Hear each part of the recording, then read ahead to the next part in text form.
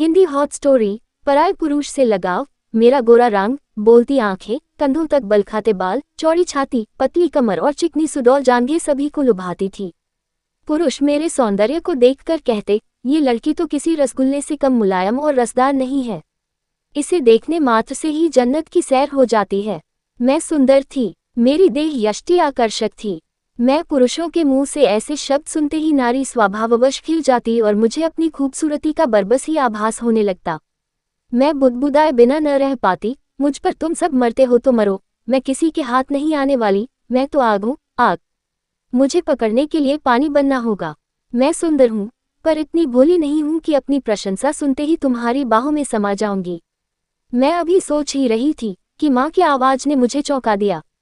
मैं जैसे सोते से जाग उठी। माँ मेरे सामने खड़ी मुस्कुरा रही थी। मेरी माँ मुझसे कहीं अधिक खूबसूरत थी। वह एक प्रौढ़ महिला थी, लेकिन देखने में 21-22 की ही लगती थी। वह अपने सौंदर्य और स्वास्थ्य के प्रति हरदम सजग रहती थी।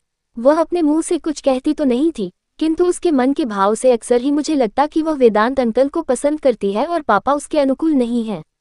वेदांत अंकल कहाँ से आते थे और मम्मी से उनका संबंध कब से था, इससे मेरा कोई मतलब नहीं था। इतने में मम्मी चहकती हुई बोली, बेटी तुम आज स्कूल नहीं गई, आज तो छुट्टी है। मैंने ये कहकर मम्मी की ओर देखा।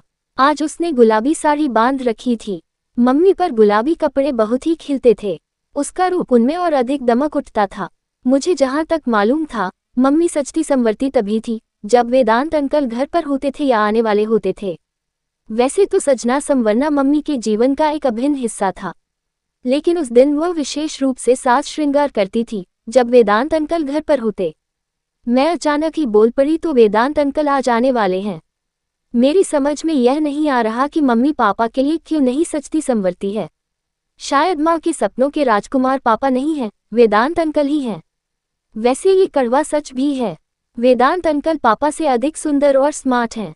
अपने आप को हमेशा ही सुंदर बनाकर रखते हैं, कपड़े ढंग के पहनते हैं। और पापा तो बिल्कुल ही ढीले ढाले व्यक्ति हैं।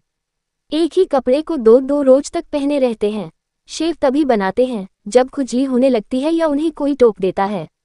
माँ को तो चुस्त और खूबसूरत पुरुष चाहिए। वेदांत अंकल चुस्त भी हैं और सुंदर भी हैं। इसी बीच माँ ने मुझे टोक दिया, ये लड़की तो हमेशा ही कुछ न कुछ सोचती ही रहती है। जा अपनी सहेली माधुरी से मिला, वह तुम्हें कल याद कर रही थी। मैं अवाक रह गई, माँ मुझ पर आज इतनी मेहरबान क्यों है? अचानक ही मुझे माधुरी के घर क्यों भेजने लगी?